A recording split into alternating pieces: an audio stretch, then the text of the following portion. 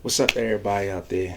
This is the fourth time I'm sitting down, fourth installment, fourth segment. You could take it as that. The fourth time. This ain't the fourth chapter that I'll be reading from my book, The Transition, but this is the fourth time I sat in front of the camera for the purposes of articulating my thought process while writing The Transition, or what it was like to go from ignorance to education. The transitionary phases of adolescence to adulthood, dealing with that transition from the streets to the penitentiary at such a young age, at 16, to spending the 25 years and 8 months inside, all throughout while doing a life sentences, never knowing that the time would actually come for me to actually be, relieved from that environment, man. It was nothing short of a miracle that I was able to be relieved from that environment. And depicting some of the thought processes that I went throughout that 25 years and 8 months, and also a lot of the thought process that led up to me making the foolish decisions that led me to being there.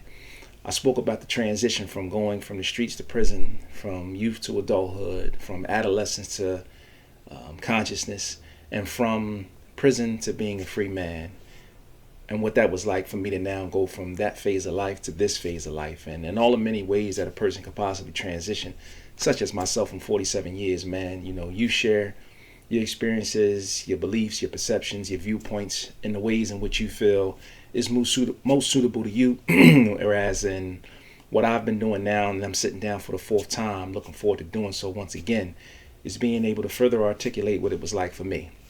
Not only to go through those phases, but to come into the understanding that I have now about life, the way I see it, the way I see myself, and being capable of dealing with life, because I was born in 1976, and I know that this life existed, and everything that was here in 75, it was all here before me, man. Everything that was here in 74, 72, 73, and we can go on back.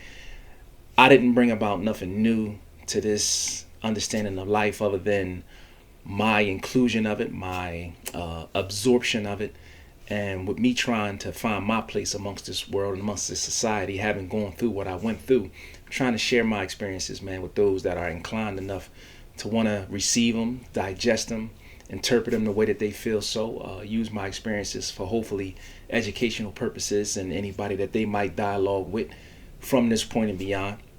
And with that being said, I'm going to do what I've been doing, which is now my fourth time upon doing is sitting down using the book that I wrote, The Transition, and articulating some of the sentiments that I had, chapter for chapter, section for section, at the time that I wrote it, possibly interpreting the how I see things now, how it applies to me now, how it feels to me now.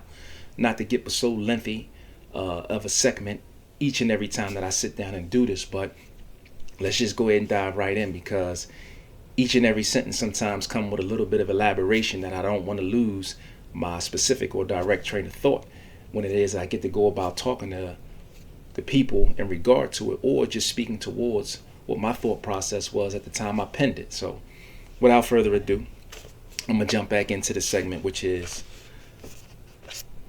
it ain't really the fourth chapter, because I didn't do the chapters by number. I did them by titles. I did them by the identificational periods that I felt was necessary in chronologizing the way that I foreseen life. So this is the section called Perception is Everything. Before we even get into your own personal interpretation of that, or me diving into what I meant when I first read that, let me just go ahead and dive into how I read it, how I wrote it, and seemed to articulate it back then when I first penned it. So I say perception is everything. The general definition of perception is the act or faculty of perceiving, which means the word perception is a noun, person, place, or thing finding its root in the word perceive. Perceive means to become aware of through the senses or understanding. In layman's terms or everyday language, my understanding intermingled with my beliefs place importance on the term because it is where all of our beliefs begin. It is how we see things, how we view things, how we critique, prioritize, comment, worship, how we form opinions in support of our thoughts. If my perception of a subject is different from yours, how do you and I resolve conflict? How do we become friends? How do we see eye to eye, relate, work together, or form a common understanding if our perception of a subject causes us to see things different? Do we respectfully agree to disagree, never speak, and go our separate ways? That might depend on the subject at hand and its immediate significance in either of our lives. Do we fight about which viewpoint should reign, yours or mine, and to whom is the winner of our fight, debate, or argument? Is the winner's truth then fact? The point I'm trying to make is that how we perceive things define everything. Every difference of opinion and argument is based on the fact that I don't see it the way you do. My way is right. It is my truth. Your way is wrong. I do not understand where you're coming from. That is the origin of perception and application, according to me. In everyday life, how I perceive things makes, shapes, or creates who I am. It is what causes me to function. The perception analysis came to mind when I thought about penning everything I'm in the midst of writing. This work is my perception. It is my truth. It is my life, based on the way I've seen it and on the way I understand it to exist. If I believe contrary to you, does that make me wrong or do you right? Ask yourself, how many questions can you think of springboarding off of the ones already posed, and whose truth should serve as the answer? I question why life doesn't come with instructions, and yet there are so many rules dictated in the form of laws. Violations of laws bring stiff consequences. Some consequences can be as severe as pain, death, torture, ostracization, and voluntary slavery. The list goes on and on. Should life come with consequences? Correction. Should life come with instructions? That's what I wrote and meant to say. A television set does, or else how would you know how to operate it? A computer program does, a car does. Even how you are supposed to prepare most foods or utilize cosmetics. All of these products that we as people use to function every day come with instructions. Society is not expected to educate itself on all matters, or is it? Is life instruction manual our parents, teachers, clergymen, and tutors? My belief is that they are. However, unlike any product that doesn't come with the freedom of thought and free will, there is no absolute way every parent is required to mold every child. It is without argument that if I use the prescribed ingredients such as milk, flour, sugar, etc., I will be able to bake a cake. It is not without argument that if a parent offers love, encouragement, money, and compassion, to name a few, to the growth and development of their child, that child will evolve into a positive adult who makes positive decisions to then live a positive life. I guess I'm wondering why life doesn't come with instructions. And I'm wondering, have the same result and effect on its recipients as a television manual does? How do certain children perceive life so negatively to then make decisions contrary to what they've been taught or the law? This writing is an attempt to be of use in life's instructions. It may not help everybody, but it will help some. This is not intended to be anyone's life guide, nor am I about to instruct anyone on how to make one's decision. It is my perspective on subjects based on my experiences, analyzed by my intellect, with the hope of informing the few who see things the way I do, to think even deeper or be even smarter, accept responsibility and be accountable for the role we play in this game of life. Every day that you're living, it's your turn to perform all the way up until it is time for you to die, which then would be game over. The highs and low points of enjoyment can all be traced to an origin in realizing that enlightens one to the fact that it's how you perceive things that dictate how you deal with them. Our decisions have a domino effect on everything we do. Our decisions are our only freedom. We are free to think however we choose to. We are not free to act on whichever decision we believe may be right. If we understand the importance of decision making and recognize that our perception of a subject is the beginning of how we react to it, through a well-educated perspective, we can live better lives because we will make better decisions. By using the term education, I don't restrict that meaning to just the things you learn from school or a book. To learn is to emphasize, to observe, to study, analyze, weigh your options, evaluate, deduce, etc.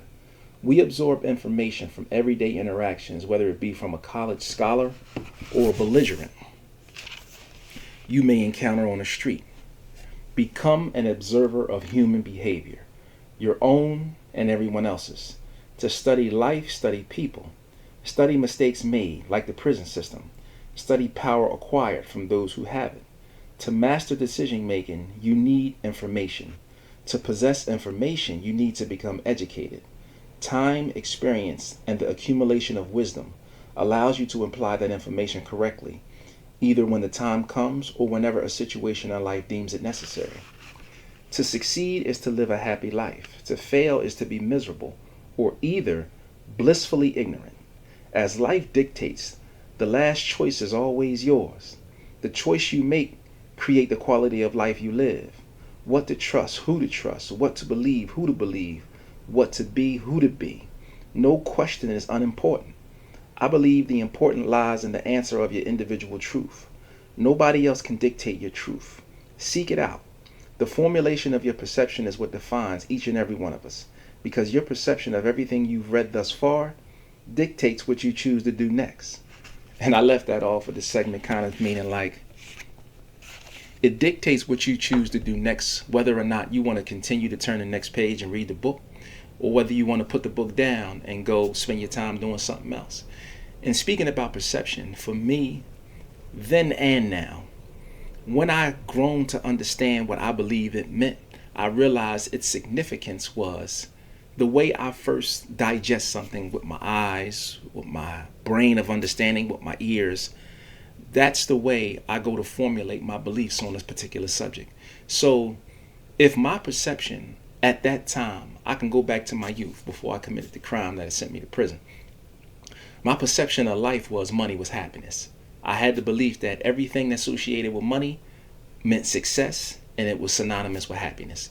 Because growing up in a poor environment, once you realized what it was to be poor, because I didn't always realize what it was to be poor. The people that lived around me pretty much had maybe a little bit more, or some of them had a little bit less than what I had. So it never really seemed significant. There never really was any type of ostracization based upon me not having what somebody else did have, or me needing to have anything to feel validated. However, but when that time occurred and I realized I was one of the have-nots, because I couldn't just go to a resource, whether it be information, whether it be finances, whether it be something tangible, and provide what somebody else actually had, then I became one of the have-nots. And slowly but surely, I adopted the mentality of poverty. I believed that I was poor. So everything associated with being poor, the flip side of that was to have money, because to have money allowed me to provide all of the things that I didn't have. It allowed me to flaunt. It allowed me to demonstrate, whether it was a characteristic, whether it was a perception of what it was to demonstrate success. So even though my perception at that time was misguided, it was jaded, and it was focused on a set of facts or a set of circumstances, thereby being money, that actually does not result in a blanket situation that covers all circumstances, because money is not synonymous with happiness for everybody. And let me just restrict that to for me. But upon learning that, when I perceived life like that, that's what it was for me. However jaded, however wrong, however ignorant, that's what I knew, and that's all I knew.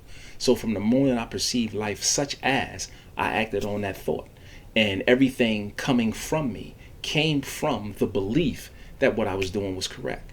So however incorrect it may have been to somebody else, however incorrect it may have projected on anybody that I interacted with or I encountered, it was my belief system at the time. I thought I was right. And because I thought I was right, I acted on that.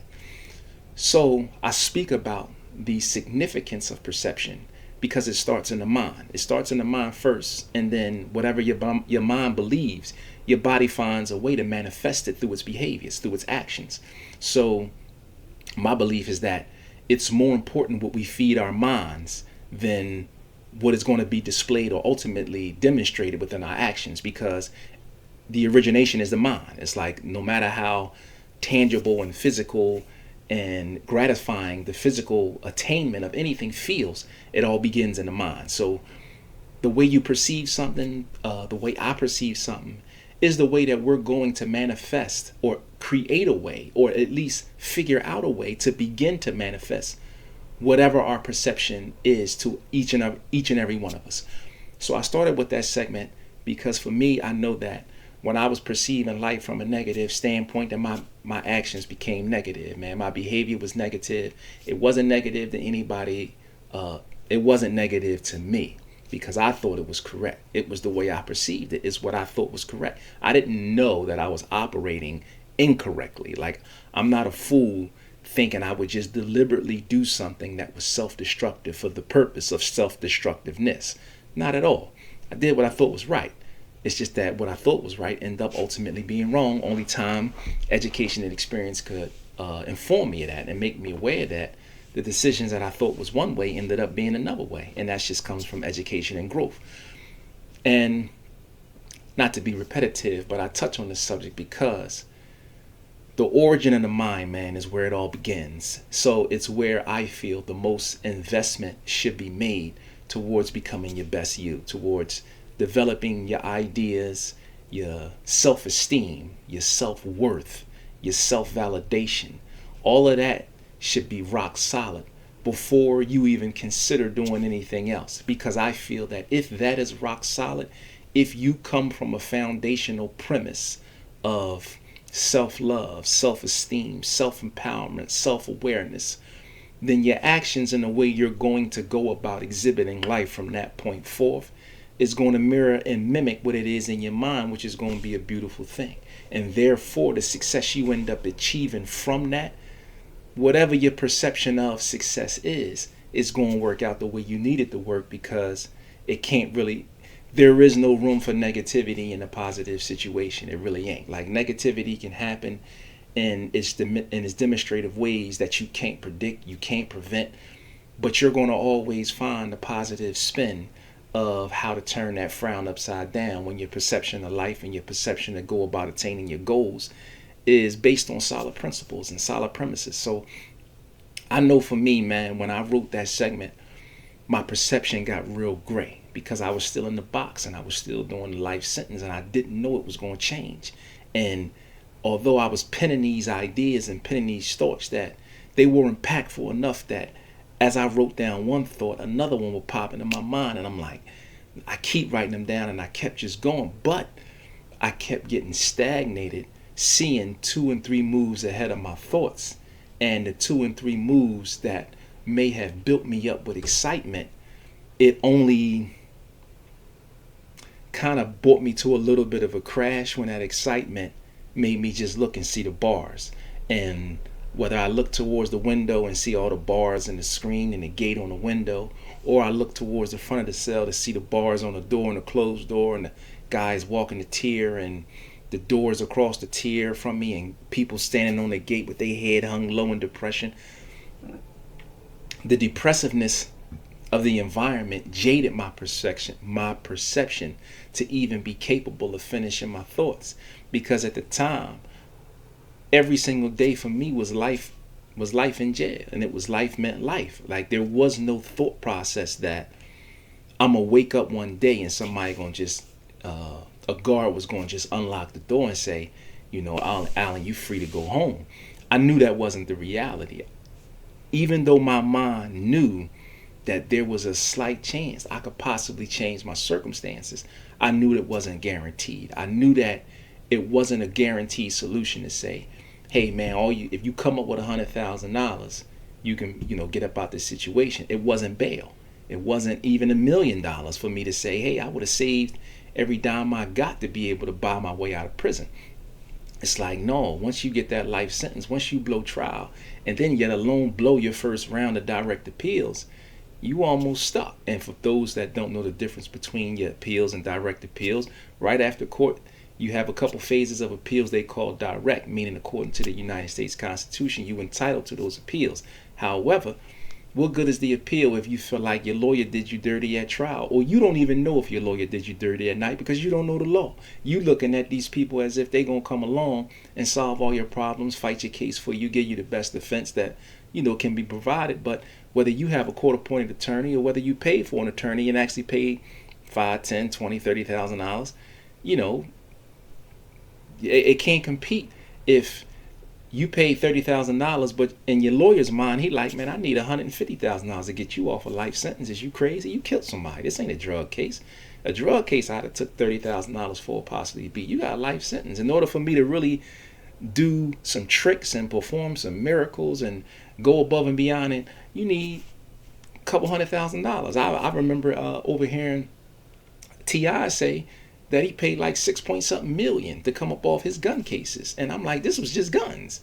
Nevertheless, he had to pay 6 point something million. So if 6 point something million would have been the number at the time when I did go to trial, come on, I'd have blew it anyway. Because I ain't had 6 point million. I ain't even had 6 point something million thoughts in my head, man.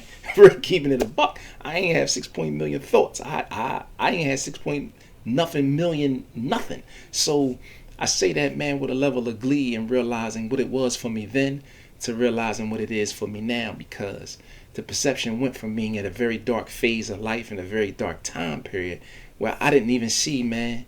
I couldn't see through the clouds. I didn't realize that there was a beautiful horizon once you make it through the clouds.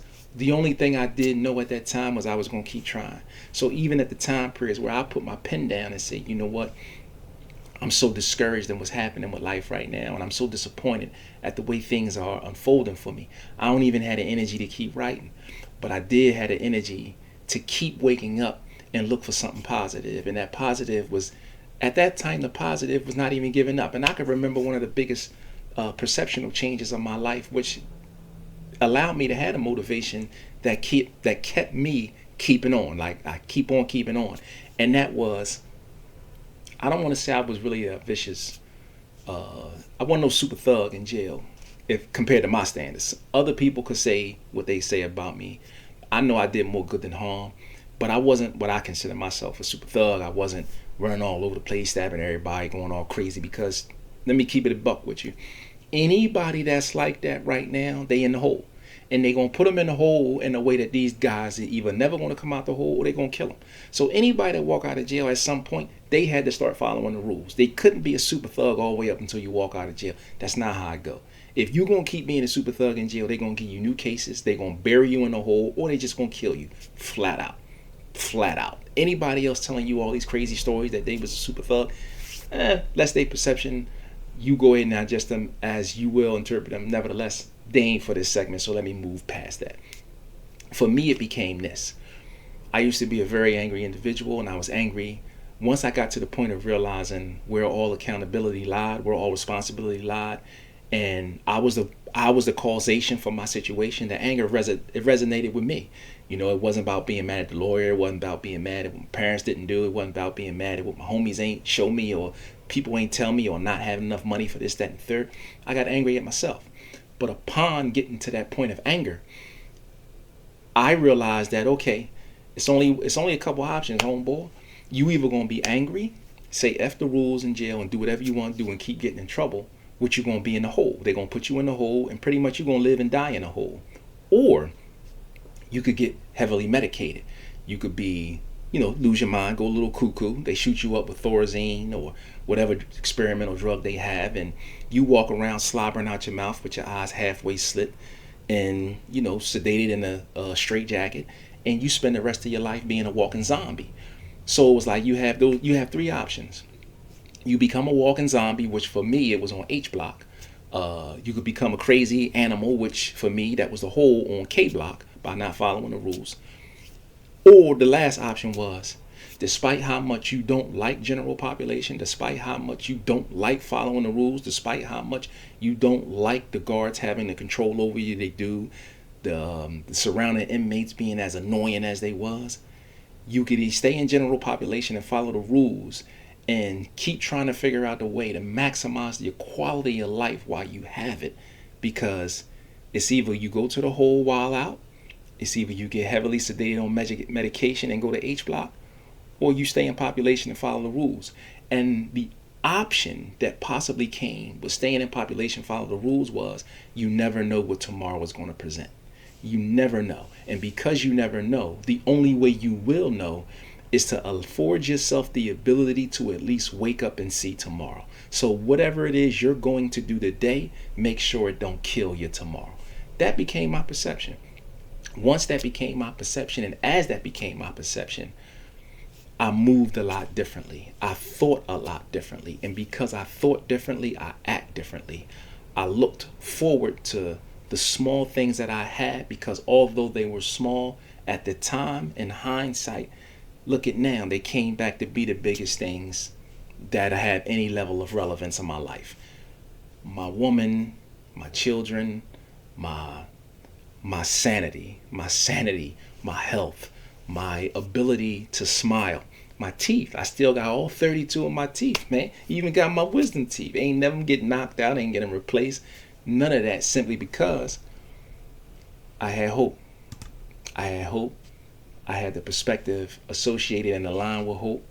I did what I think was necessary in preserving and maintaining and conditioning and building and shaping and molding my brain. And throughout the traumatic period of knowing I can't do nothing within my power besides make my situation worse if I ball my fists up. At that time I knew, stop balling your fists up, man, because it ain't gonna do nothing for you. It ain't gonna do nothing to help you. It's only gonna make the situation worse. And once I learned that, I started moving different. I tried to do everything possible to not ball my fists up. Never became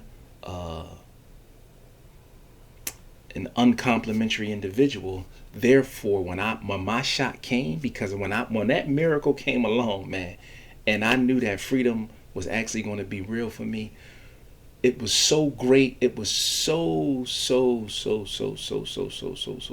beautiful for me, because I knew I never compromised my integrity the entire time I was in prison. I knew that I didn't have to sneak out. I didn't have to be manipulative or selective of who I told that I was up for parole, because I ain't owe nobody nothing. I never owed nobody nothing. I never was a coward, never did anything cowardice. So whether it was inmates and whether it was guards, I knew that I was able to walk out that prison, chin way in the air, strolling. Like, if y'all remember how Tupac walked out the courtroom, it ain't the time where he spit at all the cameras, man, but when he walked out the courtroom so proud, he was swinging his arms so hard from left to right, he looked like a dude bebopping from the mid-70s, man, because his swag was just on 10, feeling like at this time I'm unstoppable, man. And that's the feeling that I had when I actually was capable of walking out that joint, because I knew I was able to walk out with my head held high, because I did my time like a soldier. Never folded, never ratted, never compromised, never did anything that I could say, hey man, there's a possibility some skeletons could come out the closet one day, man, and blow this whole joint up for me.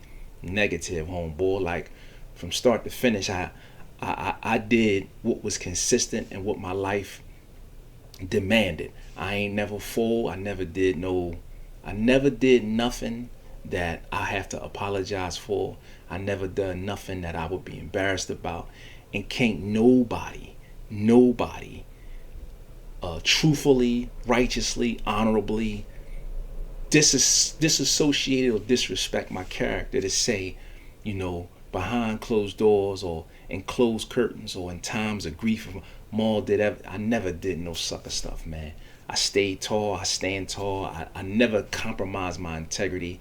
And I went in there as a young boy and I came out a hell of a man. And through that, I regulate that all and I accredit that all to the way that I began to perceive life and how important my perception became when I seen life as an accountable and a responsible man that took full pride and took full enjoyment out of exhibiting what I believe it meant to be a man that stood tall, man, and stay honorable throughout the situation before I knew that there was an end to it, before I knew that there was light at the end of the tunnel, man. Never knew. Always wanted, always prayed for it, always hoped for it, always tried to work towards it. And I had it in the back of my mind, but I walked the majority of my time in that prison never knowing that it would ever become a reality. And 25 years and 2 months of that bid, I did as a lifer.